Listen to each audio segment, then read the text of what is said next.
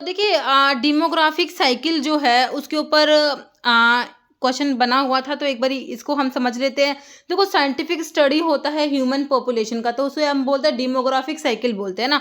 तो बच्चों इसमें 5 स्टेज होती है। कितनी स्टेज होती है? 5 स्टेज। दूसरी स्टेज के ऊपर क्वेश्चन बने हुए हैं, है ना, कि भाई कौन सा पूछा हुआ था? ये लेट एक्सपेंडिंग वाला आई थिंक पूछा हुआ था कि भाई ये कौन सी स्टेज का नाम है।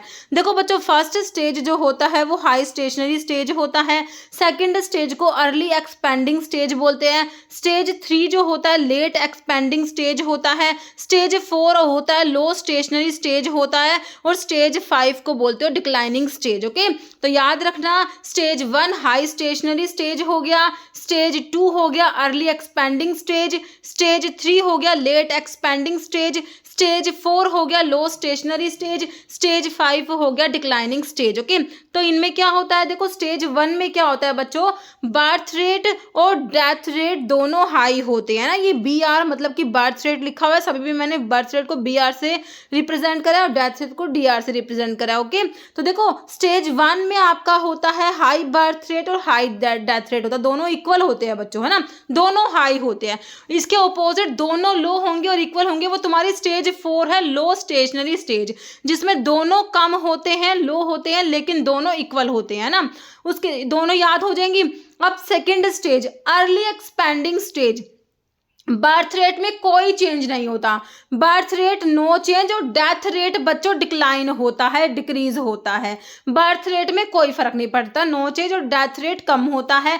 और नेक्स्ट स्टेज 3 जो होता है लेट एक्सपेंडिंग स्टेज, इसमें जो बर्थ रेट स्टेज 2 में तो कोई भी चेंज नहीं था बर्थ रेट में, स्टेज 3 में होगा birth rate begins to decline, birth rate भी कम होना स्टार्ट हो जाएगा, डेथ रेट तो आपका डिक्लाइन हो ही रहा था। ठीक है, ठीक है, तो ध्यान रखना अर्ली एक्सपेंडिंग स्टेज 2 और स्टेज 3 का तुम्हें थोड़ा सा ध्यान रखना है। स्टेज 4 में दोनों कम हैं, दोनों इक्वल होते हैं। और डिक्लाइनिंग जो लास्ट वाला स्टेज 5 है उसमें कह रहा है birth rate is lower than the death rate. क्या है?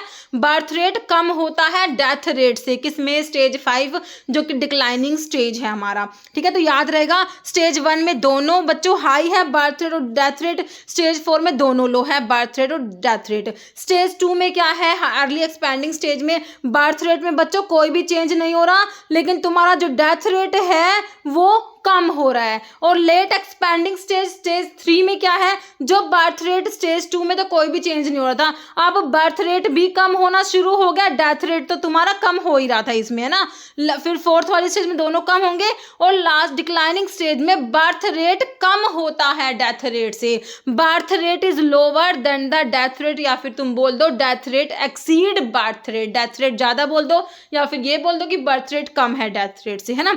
बात तो एक ही है। ठीक है, तो ये तुम्हारे डेमोग्राफिक साइकिल के बारे में तुम्हें पता होना चाहिए बच्चों। इसके ऊपर क्वेश्चन बनते हैं, तो देखो जैसे एक क्वेश्चन बना हुआ है तुम्हें, है ना, a fourth stage of demographic cycle is characterized by. तो फोर्थ स्टेज में क्या है बच्चों? दोनों कम। मैंने बताया फर्स्ट स्टेज में दोनों हाई होते हैं, बर्थ रेट और डेथ रेट दोनों हाई होते हैं। किसमें बच्चों? फर्स्ट स्टेज में।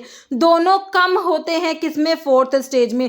तो लो बर्थ रेट होगा और डेथ रेट भी लो होगा किसमें? स्टेज 4 में। दोनों कम होते हैं, बर्थ रेट भी कम होता है और डेथ रेट भी कम होता है स्टेज 4 में। स्टेज 1 में दोनों हाई होते हैं, स्टेज 2 में बर्थ रेट तुम्हारा चेंज नहीं हो रहा, लेकिन डेथ रेट कम हो रहा है। स्टेज 3 में बर्थ रेट भी कम होने लग गया बच्चों, डेथ रेट तो कम हो ही रहा था। स्टेज 4 में दोनों कम है, और स्टेज 5 डिक्लाइनिंग स्टेज में हमने देखा बर्थ रेट कम होता है डेथ रेट से। ओके, तो मेरे हिसाब से डेमोग्राफिक साइकिल के बारे में मैं तुम्हें समझा पाई हूँ बच्चों। ओके।